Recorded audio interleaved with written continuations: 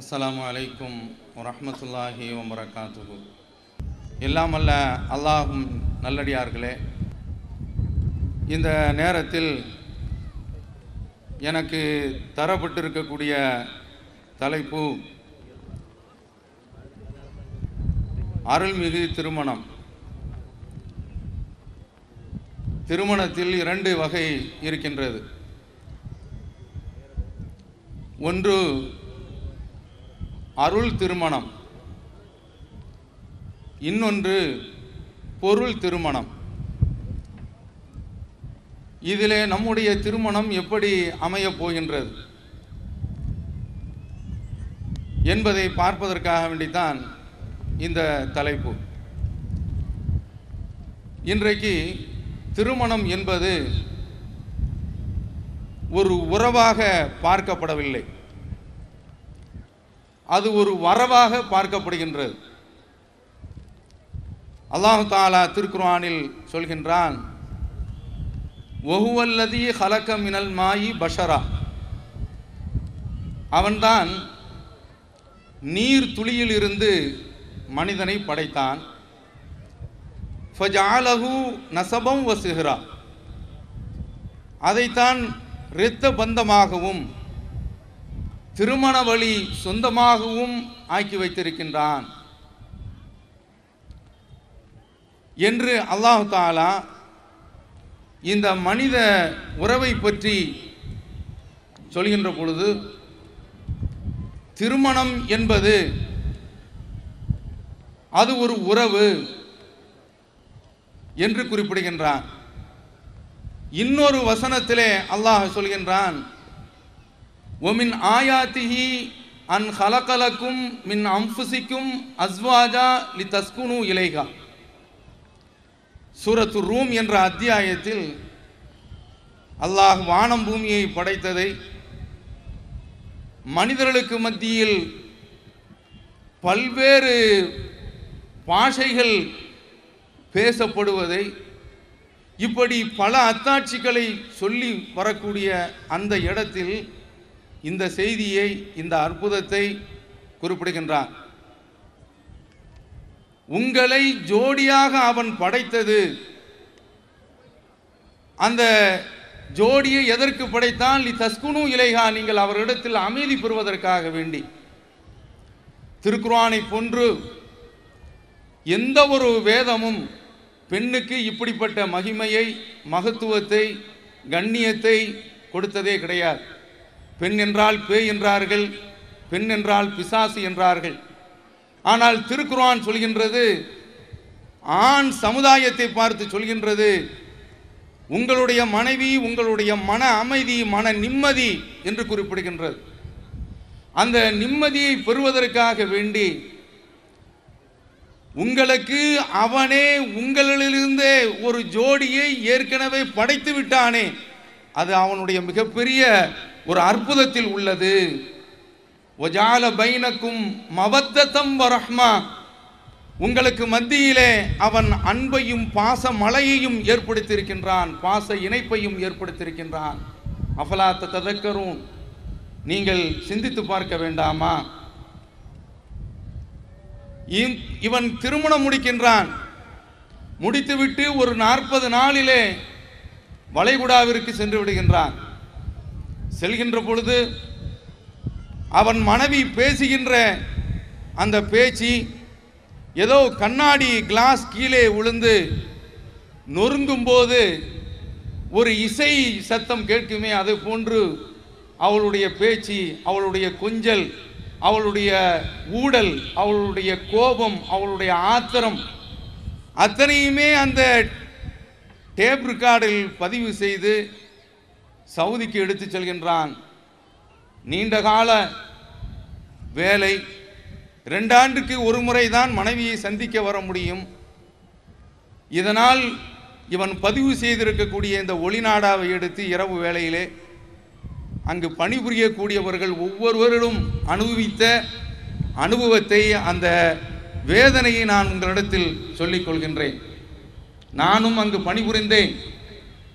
மனைவியை பிரிந்த ஆற்றாமையின் காரணத்தாலேயே எனக்கு சவுதியிலே அழைப்பாளர் மையத்திலே மிகப்பெரிய ஒரு பொறுப்பு எனக்கு தரப்பட இருந்தது. அதிகமான அளவிலே அப்போதைக்கு ஒரு 15,000 ரூபாய் அல்லது 20 ரூபாய் அளவிற்கு சம்பளமும் வழங்கப்பட இருந்தது. என்னுடைய அந்த அழைப்பாளர் அலுவலகத்திலே இயக்குனராக செயல்பட்டவர், நீ ஏன் இங்கு வரக்கூடாது என்று கேட்டார். குடும்பம் இல்லாமல் இங்கு வாழ முடியாது என்று சொல்லி பல தடவை கண்ணீர் விட்டிருக்கின்றேன். இது போன்றுதான் அங்கு உள்ள சகோதரர்கள் இந்த ஒளிநாடாவை போட்டுக்கொண்டு கண்ணீர் வடிக்கக்கூடிய காட்சியை நாம் பார்க்கின்றோம். இப்படிப்பட்ட ஒரு அன்பு எங்கோ பிறந்தால், எங்கோ வளர்ந்தால், இவர்களுக்கு மத்தியிலே இப்படிப்பட்ட ஒரு இணைப்பு, ஒரு பிணைப்பு, ஒரு பாசம், ஒரு பந்தம், ஒரு நேசம், ஒரு சொந்தம் எப்படி ஏற்பட்டது? அவன் ஏற்கனவே படைத்து விட்டான். இந்த ஒரு பெண்மணி, அவளை நாம் கைப்பிடிக்கின்ற பொழுது, திருமணம் ஒப்பந்தத்தின் மூலமாக அவளோடு இணைகின்ற பொழுது, அவள் ஒரு வரவு என்று இன்றைக்கு இந்த சமுதாயம் பார்க்கின்றது. அல்லாஹ் சொல்கின்றான், அவள் ஒரு உறவு, உன்னுடைய சொந்தம். கரும்பு தின்வதற்கு கூலியா என்று கேட்பார்களே, அது போன்று இன்றைக்கு இந்த திருமணம் என்பது அந்த பெண்களிடத்திலே காசு பறிக்கக்கூடிய, கொள்ளை அடிக்கக்கூடிய ஒரு வரவாக கருதப்பட்டு கொண்டிருக்கின்றது. அதனால பிடுங்குகின்ற வரை திருமணத்திற்கு முந்தி பெண்ணிடத்தில் வாங்குவது, நகையாக வாங்குவது, தொகையாக வாங்குவது, ஹோண்டாவிலிருந்து போண்டா வரை எல்லாமே அந்த பெண் வீட்டில் இருந்து பிடுங்கக்கூடிய அநியாயத்தை, அக்கிரமத்தை நாம் பார்த்து கொண்டிருக்கின்றோம். இப்படிப்பட்ட ஒரு அநியாயம் நடந்ததனால இது பொருள் திருமணமாக ஆகி இது ஒரு எதிர்மறைவான விளைவை தோற்றி வைத்திருக்கின்றது. அது என்ன எதிர்மறைவான ஒரு விளைவு? சென்ற 13ஆம் தேதி வெள்ளிக்கிழமை அன்று பத்திரிகைகள், பிரபலியமான பத்திரிகைகள், இந்து போன்ற, எக்ஸ்பிரஸ் போன்ற பத்திரிகைகள், அதே போன்று டிவி சேனல்கள் எல்லாம் பெங்களூரில் நடந்த ஒரு கோர சம்பவத்தை படம் பிடித்து காட்டின. என்ன சம்பவம்? அஃப்ரீன் என்ற ஒரு சிறு குழந்தை, 3 மாத குழந்தை, அவள் அவசர சிகிச்சை பிரிவிலே சேர்க்கப்படுகின்றாள். அவளுடைய பித்தட்டிலே பல் காயம், அவளுடைய தொடையிலே பல் காயம், அவளுடைய தலையிலே கோர தாக்குதல் நடத்தப்பட்டு அதனால் மூளையில் இரத்த உறைவு, கோமா நிலைக்கு அந்த குழந்தை சென்று விட்டாள். இப்படி சென்றவள், இவளுக்கு ஏன் இந்த ஒரு காயம், இவளுக்கு ஏன் இந்த ஒரு அநியாயம், இவள் மீது ஏன் இப்படிப்பட்ட ஒரு அத்துமீறல் ஏவி விடப்பட்டது என்று பார்த்தீர்கள் என்றால், இதை யார் ஏவினார்கள் என்று பார்த்தீர்கள் என்றால், வேதனை, நெஞ்செல்லாம் வெடித்து விடும் போல் தெரிகின்றது. அதோ யூசுப் அலைஹிஸ்ஸலாம் அவர்களுடைய சம்பவத்தை பற்றி அல்லாஹ் திருக்குர்ஆனில் சொல்கின்ற பொழுது, யா அஸஃபா அலா யூசுப், யூசுஃபினுடைய பிரிவினால் ஏற்பட்ட ஆற்றாமையே அல்லாஹ் சொல்கின்றான். யாக்கூப் அலைஹிஸ்ஸலாம் அவர்கள் உலகத்தினுடைய அழகை கொடுக்கப்பட்ட ஒரு இளவல், ஒரு சிறு பையன், சிறு வயதிலேயே கடத்தி செல்லப்பட்டான் சகோதரர்களாலே. அந்த பிரிவை தாங்க முடியாமல் கவலையினால் அவருடைய 2 கண்களும் காத்து காத்து பூத்து போய்விட்டன. அவர் அந்த கோபத்தை மெண்டு விழுங்கி கொண்டிருக்கிறார் என்று யாக்கூப் அலைஹிஸ்ஸலாம் அவர்களை பற்றி சொல்லி காட்டுகின்றானே, தந்தை பாசத்தை. அந்த தந்தை பாசத்தை எல்லாம் தூக்கி எறிந்து விட்டு ஒரு தந்தை தான் இந்த கோர நடனத்தை தன்னுடைய குழந்தையின் மீது நடத்தியிருக்கின்றான். அருமை சகோதரர்களே, தகப்பன் தான் அந்த குழந்தையை குதறி இருக்கின்றான். தகப்பன் தான் இந்த காரியத்தை நடத்தி கோமா நிலைக்கு அந்த குழந்தையை கொண்டு சென்றான். மருத்துவமனையில் அனுமதிக்கப்பட்டு அவசர பிரிவில் சேர்க்கப்பட்டும் வெண்டிலேட்டரில் வைக்கப்பட்டும் அந்த குழந்தையினுடைய உயிர் நிற்கவில்லை, ஓடி பறந்து விட்டது. இந்த காட்டு தருவார்களே, காட்டு மிராண்டி ஆட்சியிலே கண் விழித்து வாழ வேண்டிய அவசியம் இல்லை என்று அந்த குழந்தை தன்னுடைய 2 கண்களையும் ஏற சொருகி இந்த உலகத்தை விட்டே மறைந்து போய்விட்டது. இந்த சண்டாளத்தனத்தை, இந்த பாதகத்தனத்தை, இந்த கோரத்தனத்தை, இந்த கொடியத்தனத்தை அரங்கேற்றியவன் யார்? பெற்ற தகப்பன் உமர் ஃபாரூக் என்ற 25 வயது கொடுங்கோலன். அந்த குழந்தை இறந்த பிறகு அந்த குழந்தையை பார்த்து மருத்துவமனையிலே அந்த தாய் ரஷ்மா பீவி என்ற பெண்மணி கதறி அழுகின்றாள். இந்த நாட்டிலே உச்சகட்ட தண்டனை என்னவோ அதை என்னுடைய இந்த கணவனுக்கு, இந்த காட்டுமிராண்டிக்கு நீங்கள் கொடுங்கள் என்று அழுகின்றாள், கதறுகின்றாள், பதறுகின்றாள், சிதறுகின்றாள். ஏன் இந்த அநியாயம்? ஏன் இந்த அக்கிரமம்? கொஞ்சம் தயவு செய்து நீங்கள் நினைத்து பாருங்கள். இவ்வளவு பெரிய ஒரு கொடுமையை நிகழ்த்துவதற்கு என்ன காரணம்? தினமணி இதை தலையங்கமாக தீட்டியிருந்தது. எப்போதும் அந்த குழந்தையின் மீது வக்கரிப்பை கொட்டி கொண்டிருக்கக்கூடியவன், வஞ்சத்தை கொட்டி கொண்டிருக்கக்கூடியவன், திடீரென்று தனக்கு ஏதோ பாசம் மேலிட்டு விட்டது என்பது போன்று ஒரு பாசாங்கு செய்து, நீ கடைத்தெருவுக்கு போகின்றாய், போய்விட்டு வா, இந்த பெண்மணி ரஷ்மா பீவி கடைத்தெருவுக்கு போக வேண்டிய ஒரு வேலை இருந்தது, நீ சென்று வா, நான் இந்த குழந்தையை பார்த்துக் கொள்கின்றேன் என்று பால் புகட்டுகின்றேன் என்ற சாக்கிலே தான் பாசானத்தை புகட்டிய அந்த குழந்தையை சாகடித்தான். கோர தாக்குதலை நடத்தி அந்த பெண்மணியை, சிறு குழந்தையை, சின்னஞ்சிறு சிசுவை கருக செய்து விட்டான். உள்ளமெல்லாம் உருகிவிட்டது. இந்த கொடுமையை நிகழ்த்துவதற்கு காரணம் வரதட்சணை என்று அந்த தலையங்கத்திலேயே தீட்டுகின்றான். எனக்கு தேவை ஒரு ஆண் குழந்தை, பிறந்தது பெண் குழந்தை.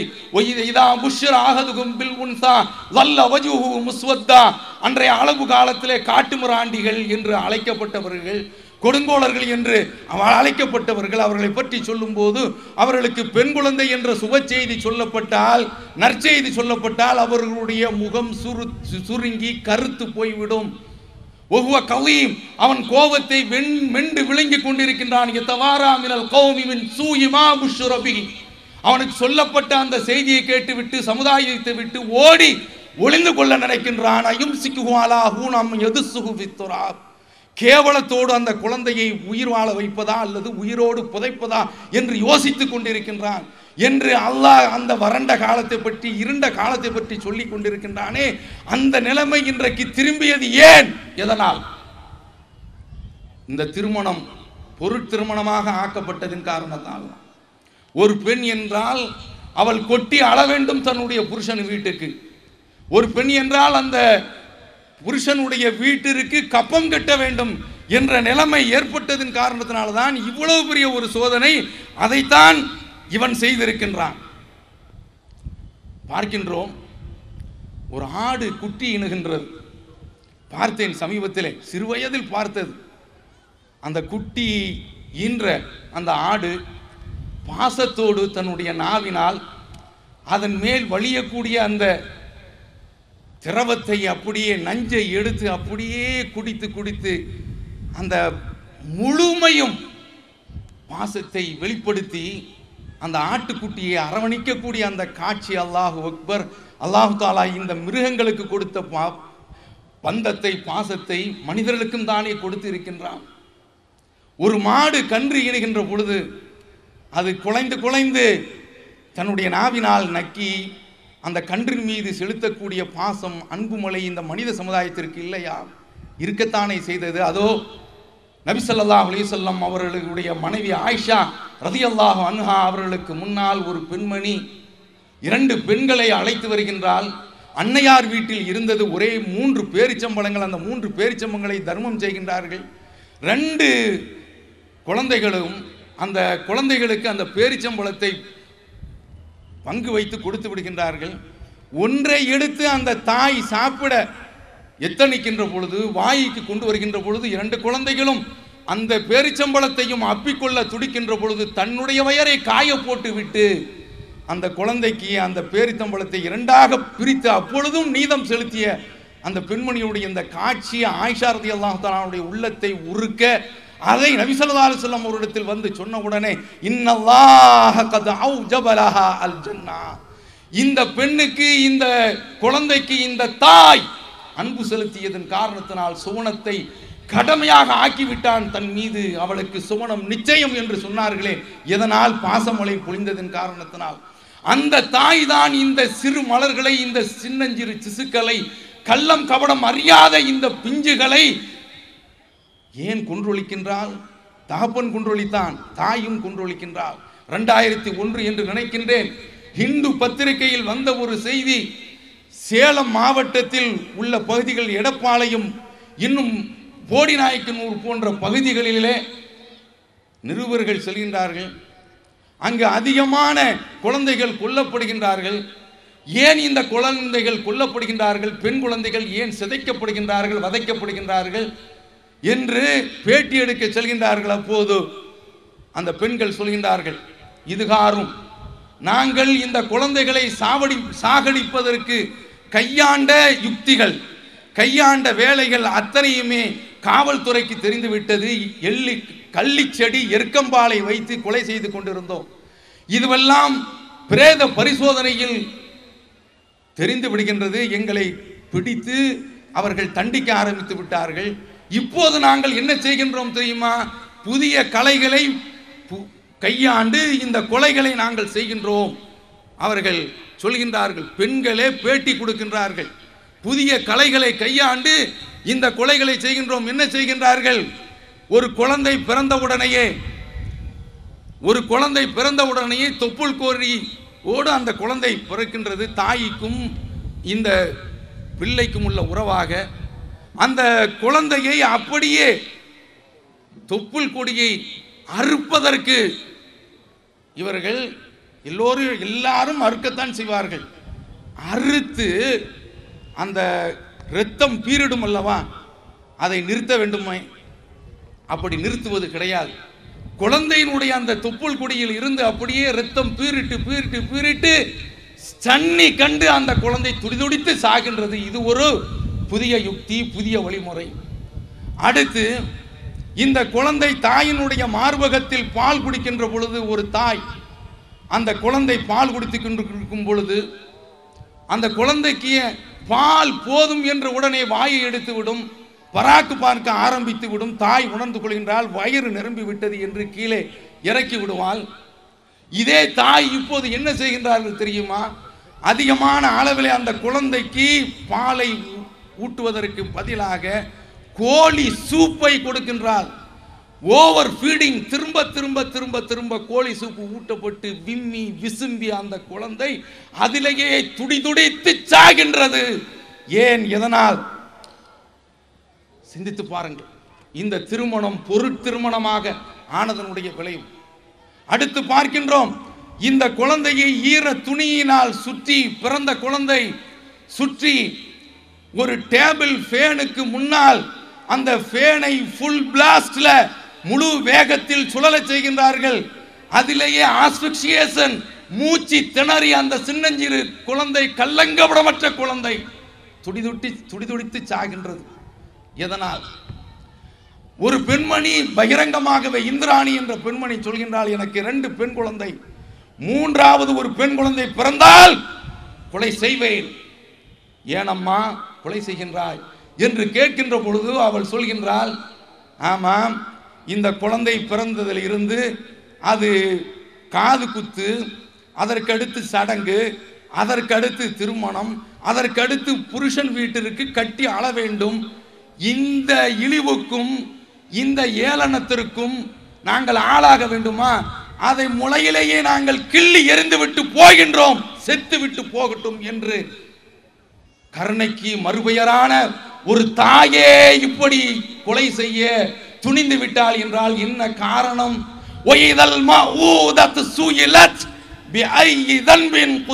மறுமையில் இந்த குழந்தைக்கு, வதைக்கப்பட்ட இந்த குழந்தைக்கு, அதுவும் நவீன காலத்திலே கருவிலேயே கண்டுபிடித்து கருணைக்கும் அன்புக்கும் பாசத்திற்கும் சொந்தமான கருப்பையே இன்றைக்கு பெண் குழந்தை என்பது கருவினால் கண்டுபிடிக்கப்பட்டு சிதைக்கப்படுகின்றது, சின்னாபின்னமாக்கப்படுகின்றது.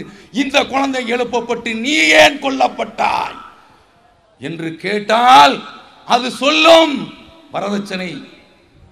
நான் பிறந்தால், வளர்ந்தால், என்னை கட்டி கொடுத்தால் கொட்டி கொடுக்க வேண்டும் என்பதற்காக வேண்டி எட்டி காயாக நான் பிறக்கும் போதே, என்னை சின்னஞ்சிசுவிலேயே நான் பிஞ்சு மலராக இருக்கும் பொழுதே கருக செய்து விட்டார்கள் என்று சொல்லும் போது, யார் யாரெல்லாம் இந்த ஊரில் உள்ள முத்தவள்ளிகள் எல்லாம் எந்தெந்த வரதட்சணை திருமணத்திலே கலந்து கொண்டார்களோ, பெண்ணுக்கு பணம் கொடுப்பது, பெண்ணுக்காக வேண்டி மாப்பிள்ளை வீட்டுக்கு பணம் கொடுப்பார்களே, அந்த தட்டை தூக்கி கொடுப்பதற்கு ஒரு ஃபாத்தியா, அந்த சாவத்தட்டை பாவத்தட்டை தொட்டு, இந்த பாவத்தில் பஞ்சாயத்து எனக்கும் பங்கு இருக்கிறது, ஊர் முத்தவள்ளி எனக்கும் பங்கு இருக்கிறது, ஊர் நாட்டாமை எனக்கும் பங்கு இருக்கின்றது, பஞ்சாயத்து உறுப்பினர் எனக்கும் பங்கு இருக்கின்றது, ஒய்தல் மௌதத்து சுயிலத்து என்று அல்லாஹ் சொல்கின்றானே, கேள்வி கேட்கப்படுமே. அப்போது நானும் இறைவனிடத்தில் விசாரிக்கப்பட்டு வினவப்பட்டு நரகத்திற்கு போக வேண்டும் அல்லவா, அதற்காக வேண்டி தான் தொடுகிறேன் என்று என்பது போன்று தொட்டு கொண்டிருந்தார்களே. இதுதான் காரணம். இதனால் தான் இது பொருள் திருமணமாக ஆகி போய்விட்டது. இது ஒரு வீட்டில் ஒரு பெண்ணு வந்து நுழைவதாக இருந்தாலே, ஒவ்வொரு பகுதிகளையும், குமரி மாவட்டம் போன்ற பகுதிகளில் எடுத்துக்கொண்டிருந்தால், ஒரு பெண் ஸ்டேட்டஸ் பார்க்கப்படுகின்றால், 100 பவன் தங்க நகையை போட்டு நுழைந்தால்தான் அந்த வீட்டில் உள்ள பெண்மணி, இந்த பெண்ணுக்கு புகுந்த வீட்டிலே மரியாதை. ஒவ்வொரு பகுதியிலும், தஞ்சை மாவட்டம், கீழக்கரை, காயல்பட்டணம் என்று ஒவ்வொரு இடத்திலும் நகையாக கொண்டு செல்ல வேண்டும், ஃப்ரிட்ஜ் கொண்டு செல்ல வேண்டும் என்று பெண் வீட்டில் வாங்கிறதாக வைத்திருக்கின்றார்களே.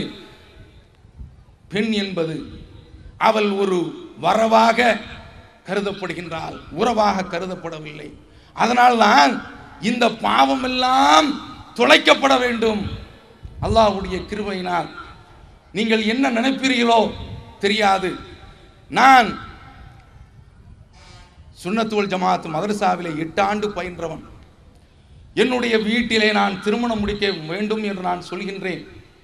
அப்படி சொல்லக்கூடிய அந்த கட்டத்திலே நான் படித்து கொடுத்தது நாகப்பட்டினத்திலே பருவம் அடையக்கூடிய விடலை பெண்களுக்கு நான் பாடம் படித்து கொடுக்கின்றேன். கற்பு நிறை தவறக்கூடாது என்பதற்காக என்னுடைய தாயார் இடத்திலே எனக்கு திருமணம் முடித்து வையம்மா என்று சொல்கின்ற பொழுது, நீ விருந்து வைப்பதற்கு பணம் கொண்டு வா என்று சொல்கின்ற அந்த தருணத்தில் எனக்கு சம்பளம் அப்போது 250 ரூபாய் 200 ரூபாய் தான். அன்றைய கட்டத்தில் ஒரு 10,000 ரூபாய் 15,000 ரூபாய் என்னால் கொடுக்க முடியாது. அந்த நேரத்தில் எனக்கு தௌஹீத் சிந்தனை ஏற்படுகின்றது. அப்படி ஏற்பட்டு இந்த நேரத்தில் தான் சகோதரர் பிஜே அவர்கள் நாகூரிலே பிறப்பு முதல் இறப்பு வரை என்று உரையாற்றுகின்ற போது இஸ்லாமிய எளிய திருமணத்தை பற்றி சொல்கின்றார். அந்த நேரத்தில் அவர்கள் குறிப்பிடுகின்றார்கள், திருமணம் என்றால் அதற்கு விருந்து என்றெல்லாம் அவசியம் கிடையாது, மிக சாதாரணமான முறையிலே சிம்பிளாக நடத்திவிட்டு போகலாம் என்று சொன்ன உடனே எனக்கு உள்ளத்திலே ஒரு அனல் பறந்தது, ஒரு அக்கினி சுவாலை பற்றி கொண்டது. மேடையை விட்டு இறங்கினார். ஊர் விமர்சிக்காதா, கேவலமாக பேசாதா? அந்த நேரத்தில் அவர் சொன்னார், வக்ஷௌனி அல்லாஹ் தஆலா, என்னை அஞ்சுங்கள், உலா தக்ஷவுன் நாஸ், மக்களுக்கு நீங்கள் அஞ்சாதீர்கள் என்று சொன்னார். அது என்னுடைய உள்ளத்தில் நெருப்பாக பற்றி கொண்டது.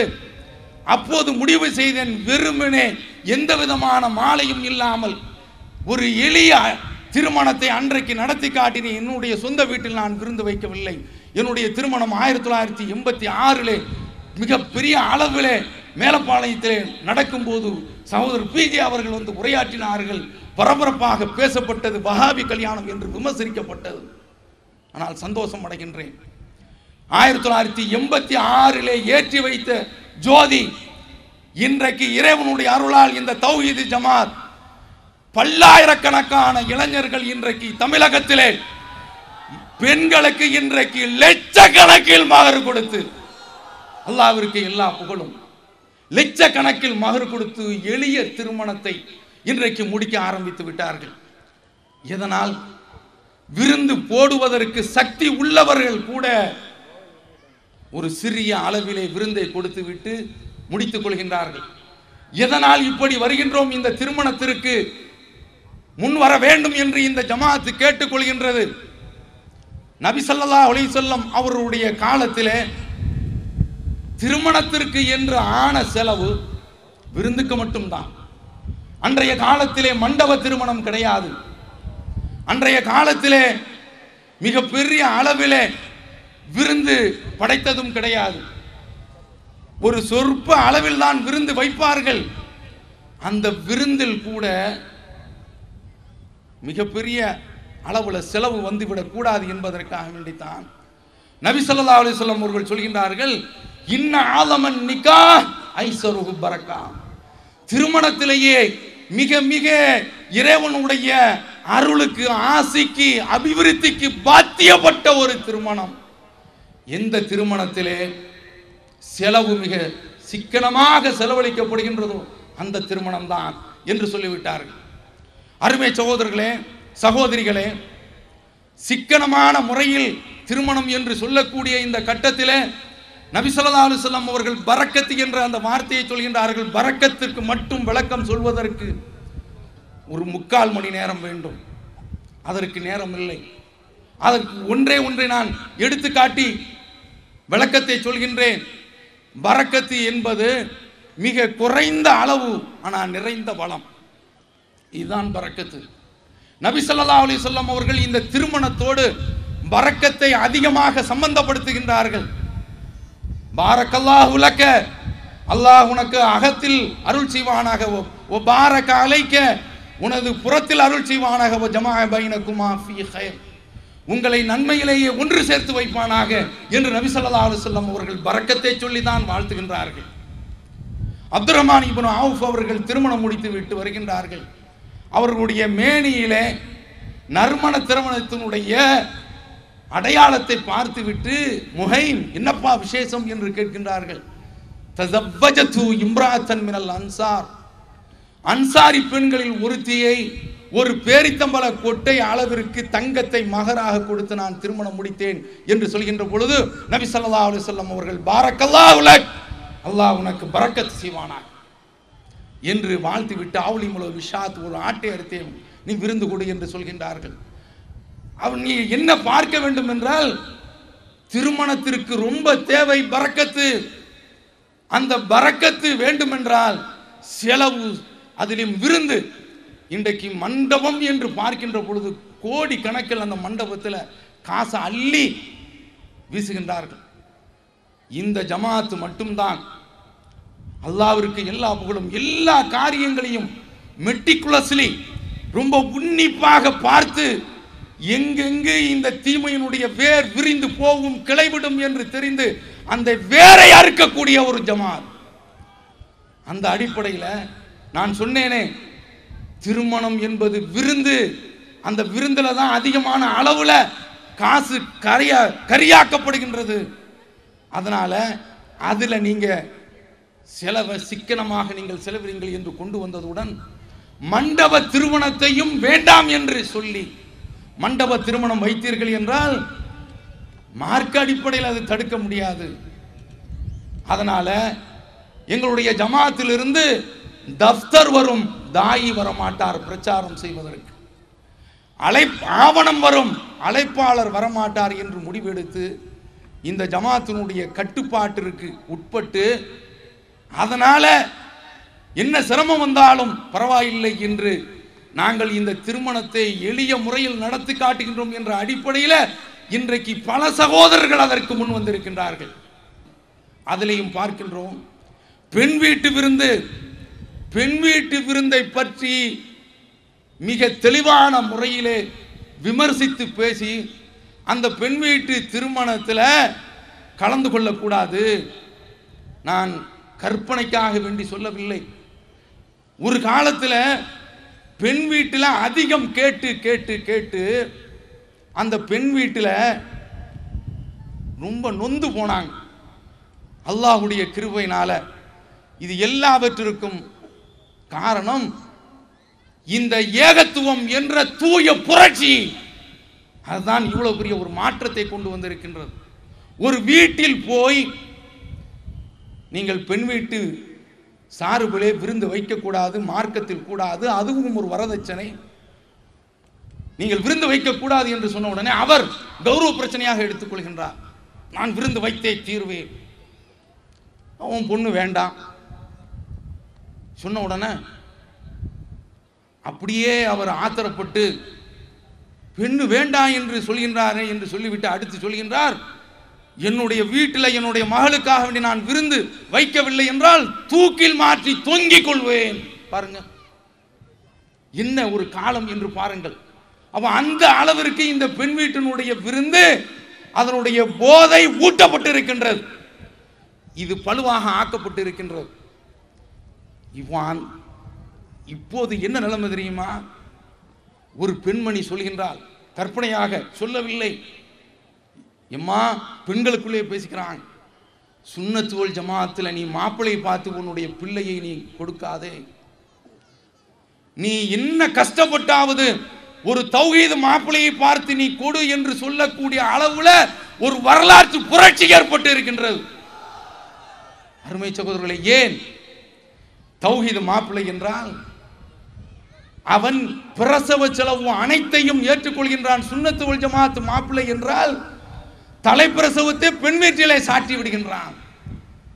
இந்த தௌஹீத் ஜமாத்தில் உள்ளவன் அல்ஹம்துலில்லாஹ் ஆண் மக்கள் பேடிகள் அல்ல, இவர்கள் கொடுக்கக்கூடிய அளவில் இன்றைக்கு வளர்ந்திருக்கின்றார்கள்.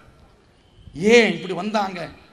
ரசூலுல்லாஹி ஸல்லல்லாஹு அலைஹி வஸல்லம் அவர்கள் இந்த பரக்கத்து உள்ள திருமணம் இங்குதான் இருக்கின்றது, இந்த செலவு எல்லாம் சிக்கனமாக செலவு செய்யப்பட வேண்டும், இன்னொரு அடிப்படையில் இது எதிர்விளைவுகளை ஏற்படுத்துகின்றது, அதையெல்லாம் தடுத்து நிறுத்த வேண்டும் என்றால் திருமணம் என்பது எளிய திருமணமாக இருக்க வேண்டும் என்று நபி ஸல்லல்லாஹு அலைஹி வஸல்லம் அவர்கள் சொன்னார்களே, அந்த வரம்புக்கு உட்பட்டு நடப்பதற்காக வேண்டித்தான்.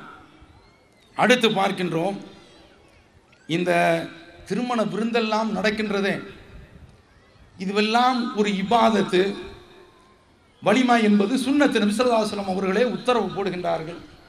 ஒரு வணக்கம் என்ற பார்வை பார்க்கப்படுகின்றதா அல்லது விளம்பரம் என்ற பார்வை பார்க்கப்படுகிறதா? நீங்கள் நல்லா பாருங்கள். நான் ஏற்கனவே சொன்னேன், திருமணம் என்பது வரவு. மொய் வைக்கிறான். 1950 கொடுத்த மோதிரத்தை ஒரு பழைய கச்சாத்தில் பழைய ஏட்டில் சிட்டையில் எழுதி வச்சிருக்கிறான். இப்போது என்ன 2012 தங்க வளம் என்ன? அன்றைக்கு தரையளவு இருந்த தங்கம் இன்றைக்கு முகட்டு அளவிற்கு போய்விட்டது. கருணாநிதி சொல்லி காட்டினாரு, தங்கமெல்லாம் இப்போது வாங்க முடியாது, நம்முடைய பிள்ளைக்கு தங்கம் என்று பேர் வைத்துக் கொள்ள வேண்டியதான் என்று. தங்கம் என்று பேர் தான் நம்முடைய பிள்ளைக்கு வைக்க முடியுமே தவிர அந்த அளவிற்கு உயர்ந்து விட்டது. இப்படி மொய் என்ற அடிப்படையில் இதுவெல்லாம் இன்றைக்கு ஒரு வரவாக ஆக்கப்பட்டு விட்டது. இந்த வரவுல இந்த பெண்களுக்கு இதெல்லாம் வருமானமாக, பெண் வந்தால் வருமானமாக மாப்பிள்ளை வீட்டார்கள் கருதக்கூடிய அளவில் இது ஒரு வருவாய்க்குரிய பாதையாக ஆக்கப்பட்டு விட்டது.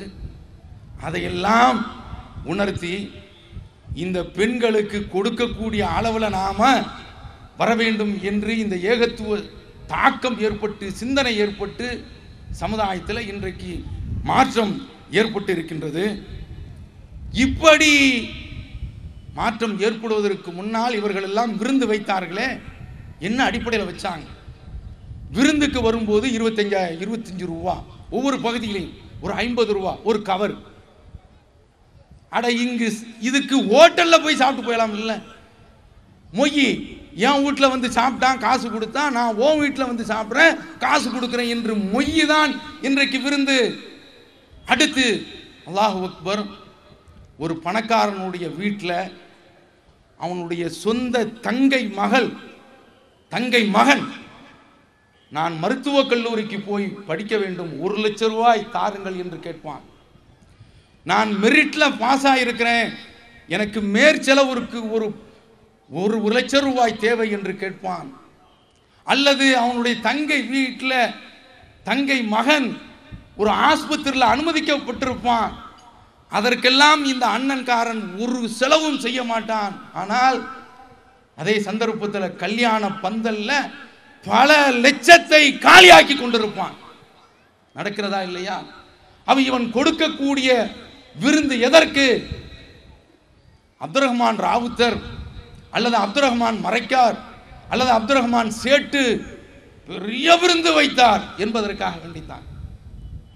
இந்த பாராட்டுக்கும் இந்த முகஸ்துதிக்கும் இந்த புகழ்ச்சிக்கும் இதற்காக வேண்டித்தான் இந்த விருந்து. நீங்க நல்லா பாருங்க, இதுதான் நடக்கின்றது. நபி ஸல்லல்லாஹு அலைஹி வஸல்லம் அவர்கள் சொல்கின்றார்கள், மறுமையில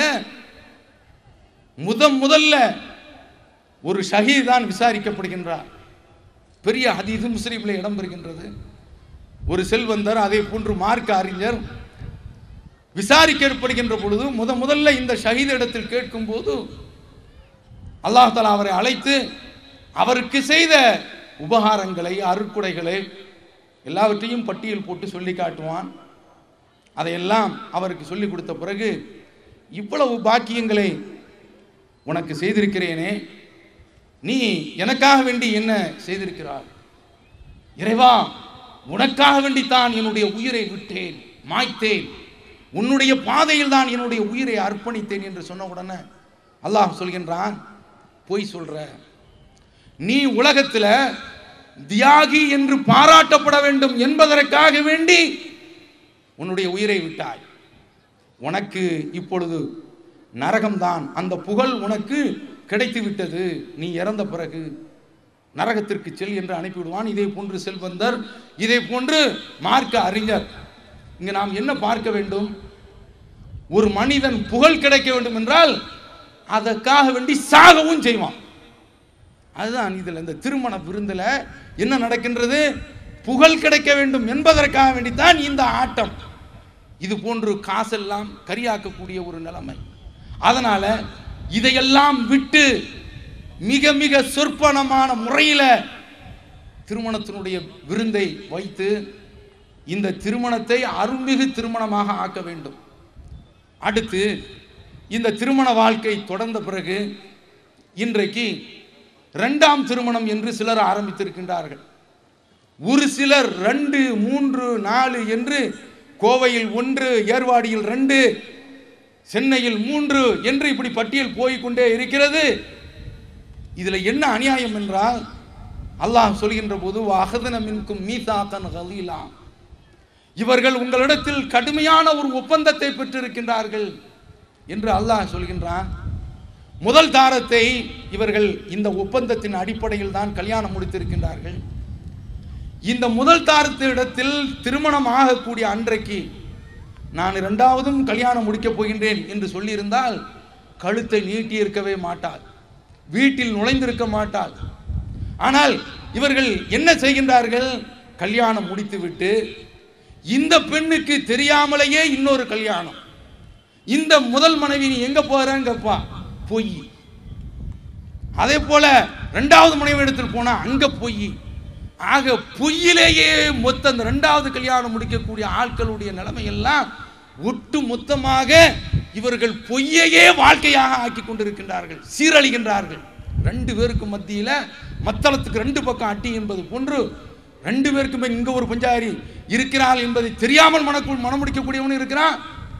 இரண்டாவது தாரமாக மணக்க வரக்கூடியவள், இவருக்கு ஏற்கனவே ஒரு தாரம் இருக்கிறது என்று தெரிந்து வாழ்க்கைப்படக்கூடியவளும் இருக்கின்றார்கள். ஆனால் இவரிடத்தில் இவன் ஏமாற்று வார்த்தைகளை பேர்த்தி, பசப்பு மொழிகளை பேர்த்தி பகிரங்கமாக ஏமாற்றி கொண்டிருக்கக்கூடிய ஒரு இருட்டு வாழ்க்கை, திருட்டு வாழ்க்கை.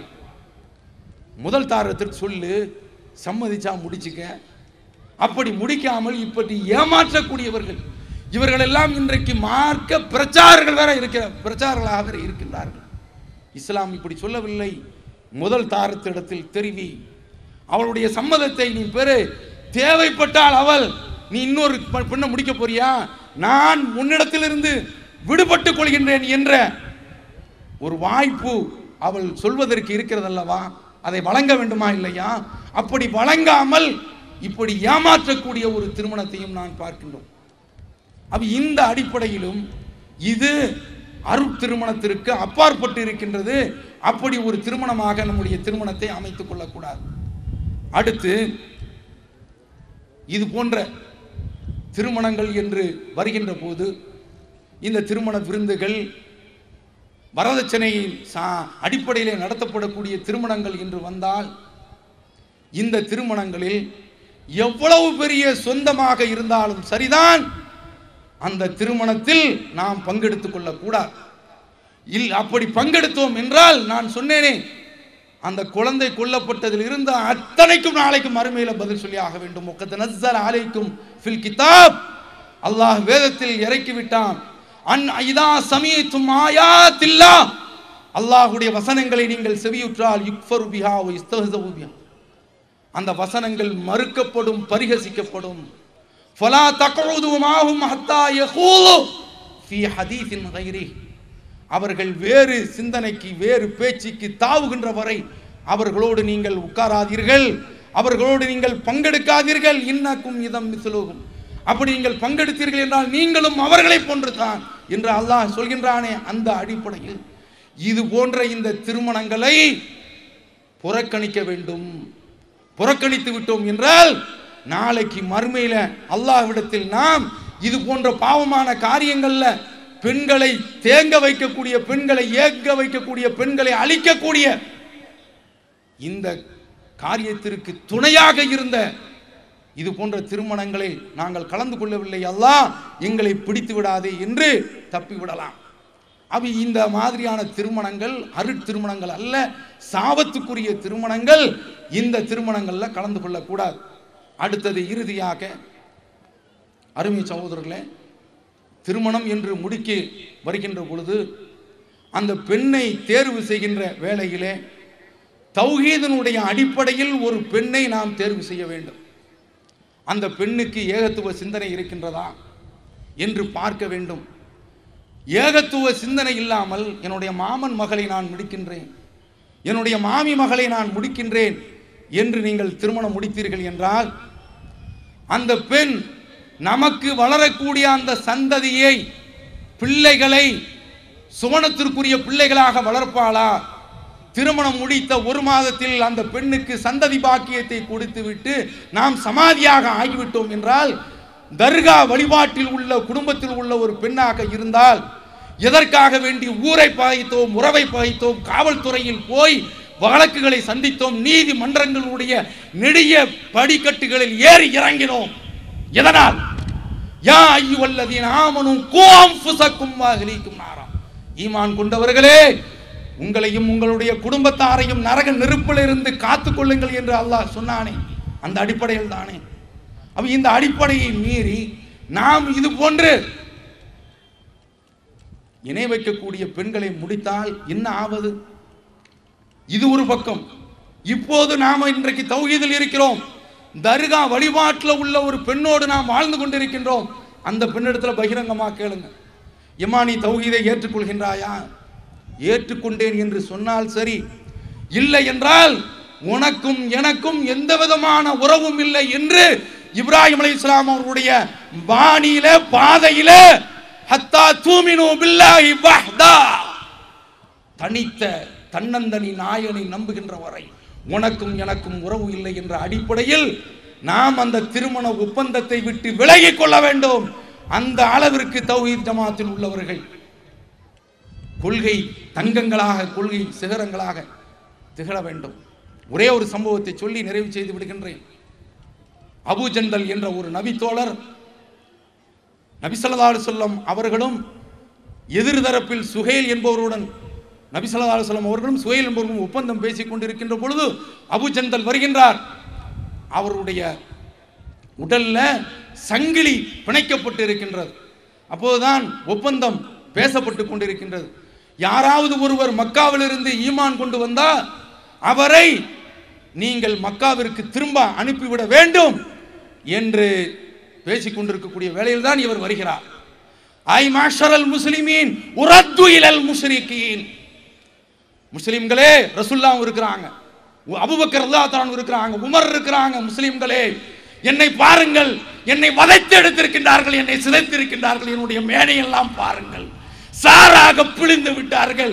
என்னையா நீங்கள் மக்காவிற்கு திரும்ப அனுப்ப போகின்றீர்கள் என்று கேட்கின்ற பொழுது கண்மணி நபி ஸல்லல்லாஹு அலைஹி வஸல்லம் அவர்கள் உட்பட அத்தனை பேர்களுமே உள்ளம் உருகி போய் விடுகின்றார்கள். எதிர்தரப்பில் உள்ளவர் சொல்கின்றார், நீங்கள் உங்களிடத்தில் நான் ஒப்பந்தத்தை தொடர வேண்டும் என்றால் இந்த அபூ ஜந்தலை என்னிடத்தில் திரும்ப தர வேண்டும் என்று சொல்கின்றார். ரசூலுல்லாஹி ஸல்லல்லாஹு அலைஹி வஸல்லம் அவர்கள் சொல்கின்றார்கள், ஒப்பந்தம் இதுவரைக்கும் முடியவில்லை அப்பா என்று சொல்கின்ற பொழுது, முடியாது, முதல்ல அவரை திரும்ப தரணும் என்று சொல்லும் போது திரும்ப அனுப்பப்படுகின்றார். நபி ஸல்லல்லாஹு அலைஹி வஸல்லம் அவர்கள் சொல்கின்றார்கள், எஸ், ஆம், எடுத்துக்கொள் என்று சொல்கின்றார். என்ன தைரியத்தில் சொல்கின்றார் தெரியுமா நபி ஸல்லல்லாஹு அலைஹி வஸல்லம் அவர்கள்? இந்த அபூ ஜந்தல் சங்கிலியில் பிணைக்கப்பட்டவர், அவருடைய மண்ட கபாலம் உடைக்கப்பட்டாலும் சரிதான், தேக்கு மரம் போன்ற அவருடைய மேனி சுக்கு நூறாக சிதைக்கப்பட்டாலும் சரிதான், அவர்களுடைய மூட்டு எலும்புகள் துண்டு துண்டாக உடைக்கப்பட்டாலும் சரிதான், இந்த அபூஜந்தலுடைய உள்ளத்தில் இருந்து குறைஷி கூட்டமே, இறைமறுப்பாளருடைய கூட்டமே, அவருடைய உள்ளத்தில் இருந்து ஈமானை உங்களால் ஒருபோதும் பிரித்தெடுக்க முடியாது, பிளந்தெடுக்க முடியாது, இதோ தூக்கி போடுகிறேன் என்று தூக்கி போட்டார்கள். அந்த அபூஜந்தல் இன்றை கூட தௌஹீத் ஜமாத்திலே ஒரு சிலர் மீது நடவடிக்கை எடுத்த உடனே, என்னையா பதவியிலிருந்து தூக்கி எறிந்தீர்கள், நான் இப்போது சேர்கின்றேன் இந்த தௌஹீத் ஜமாத்திற்கு எதிரான அணியில் போய் என்று சேரக்கூடியவர்களை பார்த்திருக்கின்றோம். அபூஜந்தலுடைய வாழ்க்கை இதற்கெல்லாம் படிப்பினை. அல்லாஹ்வுடைய தூதர் அவர்களை தூக்கி போட்ட பிறகும் கடைசியிலேயே மக்காவையே கலக்கக்கூடிய, மக்காவே கண்டு நடுங்கக்கூடிய அளவில் மாபெரும் ஒரு தியாகியாக அபூஜந்தல் திகழ்ந்தார் என்று பார்க்கின்றோம். இது ஒரு ஆண். இதே போன்று உக்பத் இப்னு அபீ முஐத் யார்? அன்றைக்கு நபி ஸல்லல்லாஹு அலைஹி வஸல்லம் அவர்களை கொலை செய்ய துடித்தவன், பதுரிலே கொல்லப்பட்டவன். இவனுடைய மகள் உம்மு குல்சும் என்ற பெண்மணி, விடலை பெண், ஒரு கொள்கைவாதி. அவன் எப்படி தெரியுமா? கடலில் உள்ள மீன் தரையில் எப்படி கிடக்காதோ அதே போன்று ஒரு சத்தியவாதி. உம்மு குல்சும் போன்ற ஒரு விடலை பெண் மக்காவிலே வாழ முடியவில்லை என்ற உடனே அங்கிருந்து கிளம்பி தன்னந்தனியாக மதீனாவிற்கு ஓடி வந்து விட்டாள். நபி ஸல்லல்லாஹு அலைஹி வஸல்லம் அவர்கள் ஒப்பந்தத்தினுடைய அடிப்படையிலே மக்காவில் இருந்து யாராவது ஈமான் கொண்டு வந்தால் அவர்களை திரும்ப அனுப்ப வேண்டும் என்ற நிபந்தனையுடைய அடிப்படையிலே இந்த பெண்ணை திரும்ப அனுப்பிவிடக் கூடாது என்று வல்ல ரஹ்மானே வசனத்தை இறக்கி, யா அய்யுஹல்லதீன ஆமனு, ஈமான் கொண்டவர்களே, இதா ஜாஅக்குமுல் முஃமினாத், மூமினான பெண்கள் வந்தால் ஃபம்தஹினூஹுன்ன, டெஸ்ட் பண்ணுங்கள், ஃபஇன்னா அலிம்துமூஹுன்ன முஃமினாத் வல்லாஹு அலமு பிஈமானிஹின், அவருடைய ஈமானை அல்லாஹ் தான் அறிந்தவன், அவர்கள் ஈமான் உள்ளவர்கள் என்று தெரிந்தால் ஃபலா தர்ஜிஊஹுன்ன இலல் குஃபார், அபூஜந்தலை காஃபிர் பக்கம் அனுப்பி வைத்த மாதிரி உம்மு குல்சுமை போன்ற கொள்கைவாதி தங்கங்களை, சிகரங்களை, மலர்களை, விடலை பிள்ளைகளை அனுப்பி விடாதீர்கள். அல்லாஹ் நேரில் வசனத்தை அருளி அந்த ஒப்பந்தத்தின் அடிப்படையில் கூடாது என்று சொல்லிவிட்டான். ஏன் தெரியுமா? ஒரு பெண் போற இடத்துல ஒரு ஆணை மாறி நின்று சமாளிக்க மாட்டாள். அவள் அந்த கொள்கைக்கு தக்க மாறி போய்விடுவாள். அந்த நிலையை ஏற்படுத்தி விடக்கூடாது. என் அருமை தௌஹீத் சகோதரர்களே, இன்றைக்கும் நாம் அன்றைக்கு அனாதியானவர்கள், நாதியற்றவர்கள். அல்லாஹ் குர்ஆனில் சொல்வது போன்று, இன்ன இப்ராஹிம கான உம்மத்தன் காணித்தா, இப்ராஹிம் உறுதிமிக்க சமுதாயமாக திகழ்ந்தார் என்று சொன்னது போன்று அல்லாஹ்வுடைய கிருபையினால் இன்றைக்கு இப்ராஹிம் அலைஹிஸ்ஸலாமுடைய ராஜபாட்டையில் நடக்கக்கூடிய எத்தனையோ பெண் வீராங்கனைகள் இன்றைக்கு இருக்கின்றார்கள். வாழ்ந்தால் தௌஹீதோடு வாழ்வேன், இல்லை என்றால் வாளாவெட்டியாக சாவேன் என்று சொல்லக்கூடிய பெண்கள் இருக்கிறார்கள். அந்த பெண்களுடைய கண்ணீர் துடைக்கப்பட வேண்டும் என்றால், அந்த பெண்களுடைய சபதம் நிறைவேற்றப்பட வேண்டும் என்றால், அந்த பெண்களுடைய சூளுரை ஏற்கப்பட வேண்டும் என்றால், நீங்கள் இது போன்ற பெண்களை திருமணம் முடியுங்கள். அந்த பெண்கள் வந்து தௌஹீதுக்கு வந்து விடுவார்கள் என்று நீங்கள் நினைத்தீர்கள் என்றால், சூரத்துல் தஹ்ரீம்ல அல்லாஹ் சொல்வது போன்று 2 நபிமார்களுடைய மனைவி நூஹு, அதே போன்று லூத்து, இந்த 2 நபிமாருடைய மனைவியே இஸ்லாத்திற்கு வரல. அப்ப நாமும் ஏதோ கணக்கு போட்டு வந்து விடுவார்கள் என்று மனப்பால் குடித்துக் கொண்டு கற்பனை செய்து கொண்டு இது போன்று தௌஹீதில் இல்லாத பெண்களை திருமணம் முடிக்க வேண்டிய அவசியம் இல்லை. நீ எந்த ரேஞ்சில் பார்க்கிறியோ அந்த ரேஞ்சுக்கு கொள்கை அடிப்படையில் இந்த தௌஹீத் ஜமாத்தில் இன்றைக்கு அல்லாஹ்வுடைய கிருபையினால் தமிழகம் எங்கும் தௌஹீது பெண்கள் காத்திருக்கிறார்கள். அந்த பெண்களை கைபிடிப்போம், அருள்மிகு திருமணமாக ஆக்கி இறைவனுடைய அருளுக்கு சொந்தக்காரர்களாக சாவோம் என்று கூறி வாய்ப்பளித்தமைக்கு நன்றி கூறி அமர்கின்றேன். வாஹிரு தஅவானா அனில் ஹம்துலில்லாஹி ரப்பில் ஆலமீன். வஸ்ஸலாமு அலைக்கும் வரஹ்மத்துல்லாஹி வபரகாத்துஹு.